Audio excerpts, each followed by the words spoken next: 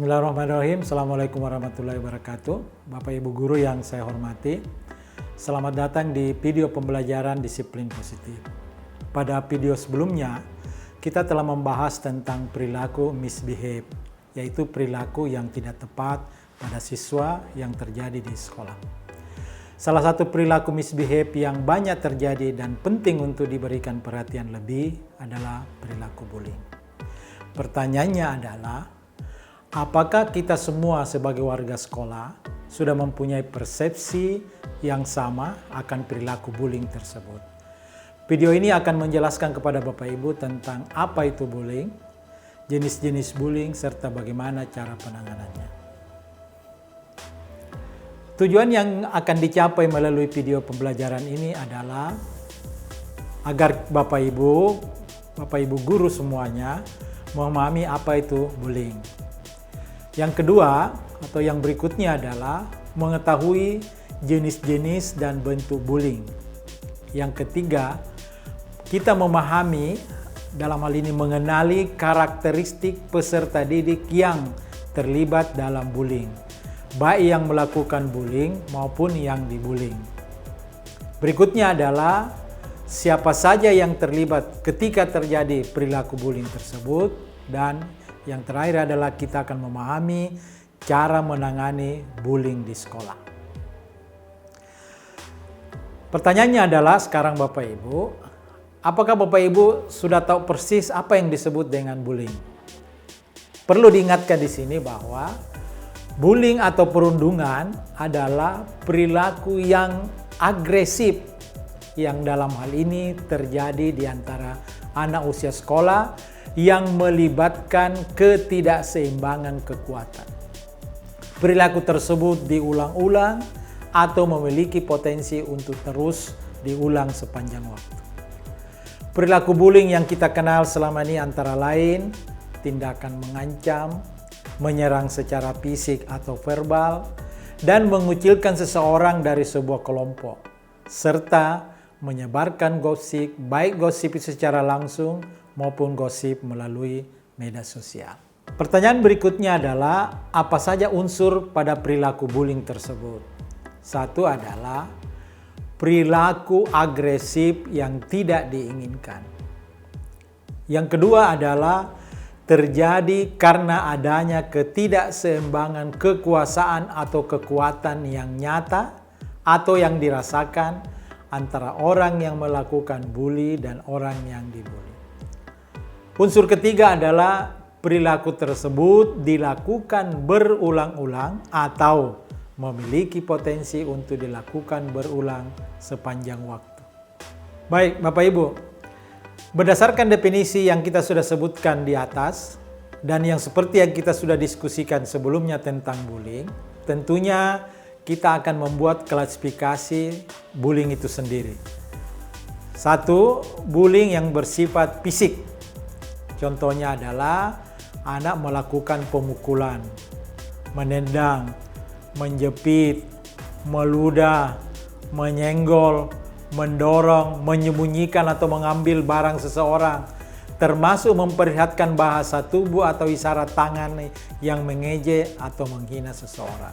Nah, berikutnya adalah bullying verbal, misalnya mengejek, menghina nama panggilan, komentar berbau seksual yang tidak pantas, mencela, mencemooh, dan mengancam. Bullying berikutnya adalah bullying yang kita sebut bullying sosial. Misalnya meninggalkan seseorang atau mengucilkan seseorang dari sebuah kelompok. Mengatakan kepada teman untuk tidak berteman dengan seseorang, menyebarkan gosip, mempermalukan seseorang di depan orang banyak. Jenis bullying berikutnya adalah yang kita biasa sebut sebagai cyberbullying.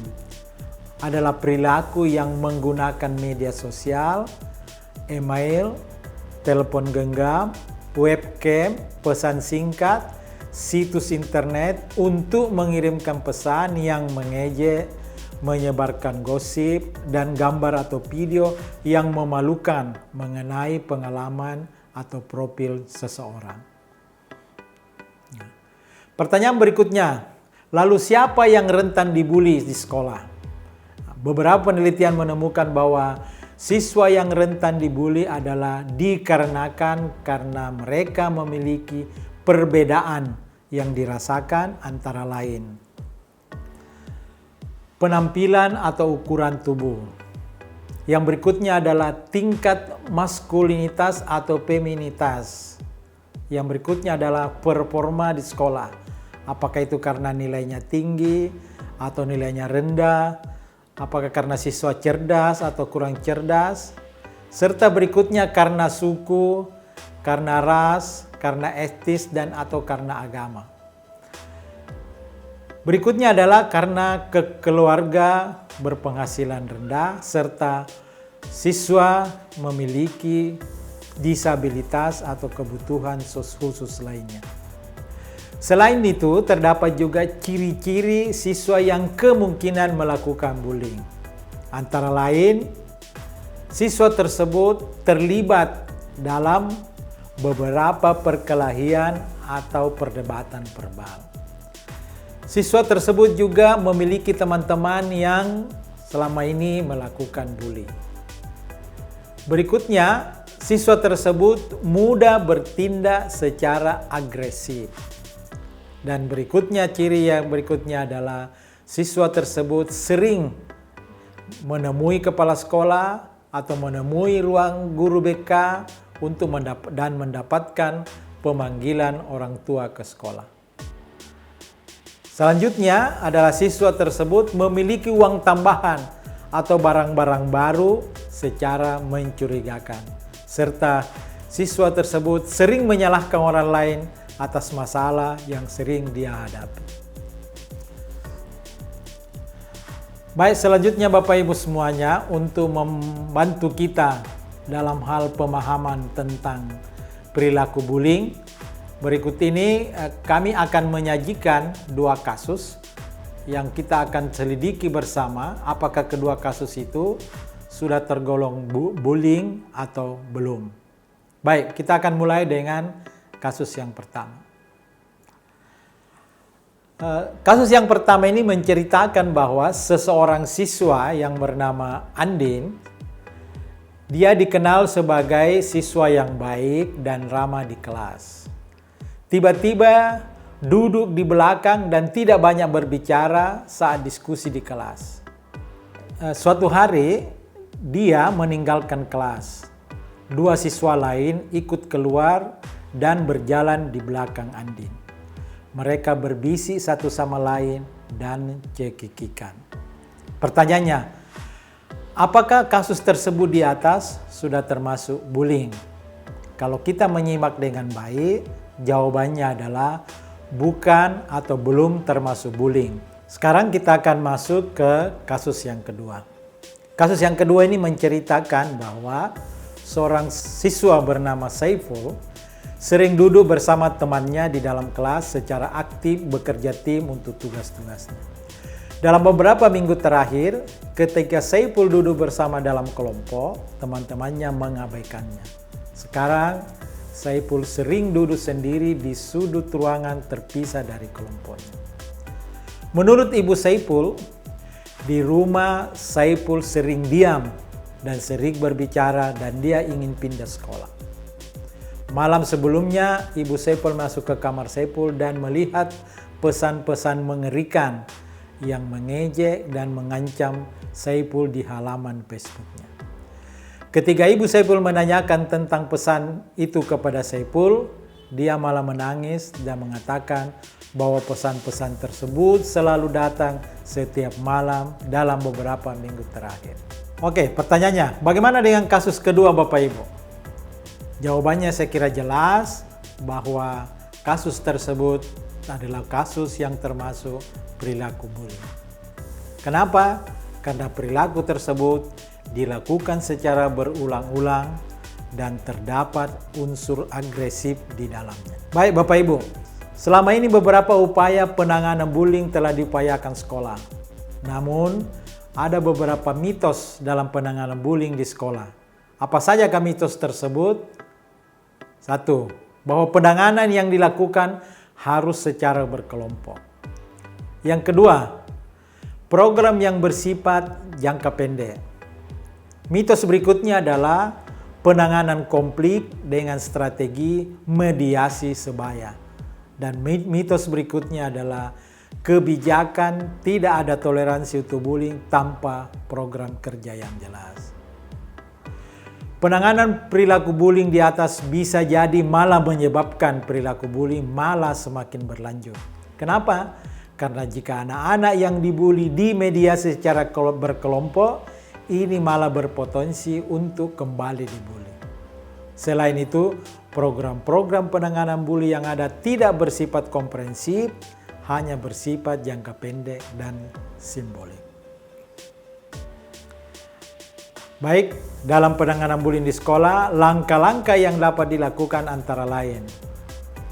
Hentikan pada saat itu juga, jangan dibiarkan. Kemudian cari tahu apa yang terjadi dan berikan dukungan kepada siswa yang terlibat, dengarkan anak dan berikan bantuan kepada anak tersebut.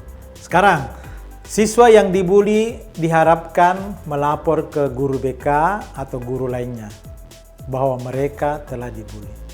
Namun faktanya menunjukkan bahwa banyak dari mereka tidak berani atau malah tidak mau melapor ketika dibully. Pertanyaannya adalah, mengapa siswa tidak mau meminta pertolongan jika mereka menjadi siswa yang dibully atau melihat temannya dibully?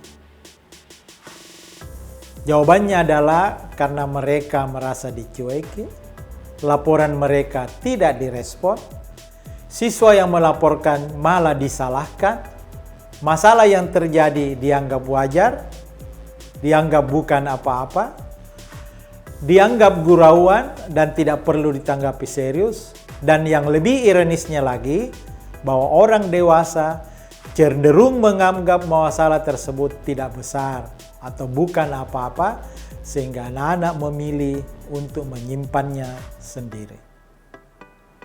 Salah satu kesalahan kita dalam menangani perilaku bullying adalah terkadang kita hanya fokus pada orang-orang yang dibully atau orang yang membuli. Padahal terdapat beberapa siswa lainnya yang juga ikut terlibat, baik secara langsung maupun tidak langsung. Berbicara mengenai hal tersebut, kita mengenal istilah teori lingkaran bullying.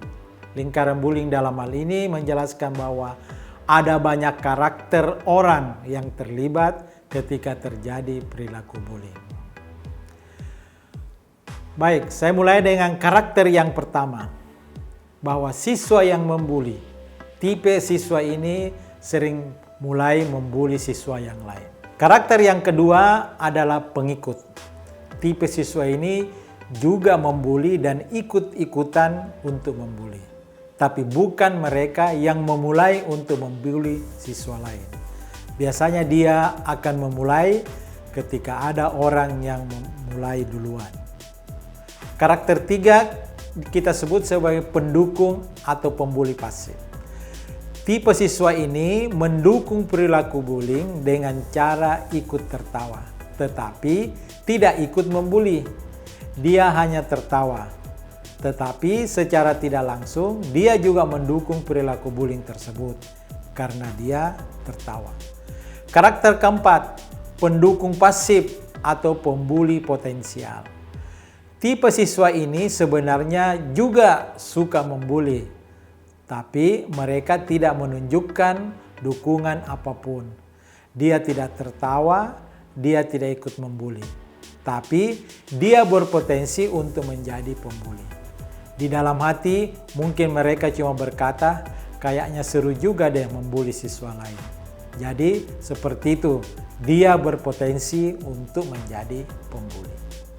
Karakter kelima, penonton yang tidak mau terlibat, bystander. Tipe siswa ini tidak terlibat dalam bullying, tidak juga mencoba menolong siswa yang dibully. Biasanya mereka berpendapat, itu kan bukan urusan saya. Selanjutnya adalah karakter keenam, pembela potensial. Tipe siswa ini tidak suka bullying dan dia ingin menolong siswa yang dibully.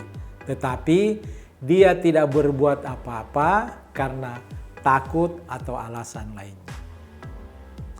Berikutnya karakter yang ketujuh kita sebut sebagai pembela. Tipe siswa ini tidak suka bullying dan dia dengan tegas menantang perilaku bullying tersebut dan menolong siswa yang dibully. Tipe yang kedelapan atau karakter yang kedelapan adalah siswa yang dibully. Bapak Ibu sekalian, itulah tadi beberapa karakter yang terdapat dalam lingkaran bullying. Berdasarkan teori lingkaran bullying tersebut memberi pemahaman kepada kita bahwa dalam kasus bullying bukan hanya dua karakter yang terlibat, bukan hanya pembuli dan orang yang dibully, tetapi banyak karakter lain. Ada pembuli pasif, ada pembuli potensial, pembela potensial, dan karakter lainnya. Hasil penelitian menunjukkan bahwa sebenarnya dalam kasus bullying, jumlah orang yang membuli cuma sedikit. Yang banyak adalah orang-orang yang memilih diam ketika melihat perilaku bullying tersebut. Maka dari itu, dalam menangani perilaku bullying, kita tidak bisa hanya fokus pada pembuli. Tapi kita harus berusaha mempengaruhi orang-orang yang memilih diam ketika melihat perilaku bullying. Kita harus mendorongnya untuk bersuara dan berani menolak perilaku bullying tersebut secara tegas. Baiklah Bapak Ibu yang saya hormati, kita sudah memahami tentang apa itu bullying, jenis-jenis bullying, sampai pada bagaimana cara menangani bullying di sekolah. Dapat kita simpulkan bahwa bullying adalah perilaku yang dapat diubah. Untuk mengubah perilaku tersebut diperlukan dukungan dari seluruh warga sekolah dan orang tua siswa tentunya. Guru, kepala sekolah, siswa, tenaga kependidikan, dan orang tua siswa perlu memiliki pemahaman yang sama tentang bullying. Bahwa bullying adalah perilaku yang tidak bisa ditolerir dan harus dihentikan. Itulah tadi Bapak Ibu semuanya video pembelajaran tentang bullying. Semoga setelah menonton video ini, kita sudah mempunyai pemahaman yang sama akan perilaku bullying. Terima kasih atas perhatian Bapak Ibu semuanya. Sampai jumpa pada periode pembelajaran selanjutnya. Salam disiplin positif, salam anak Indonesia.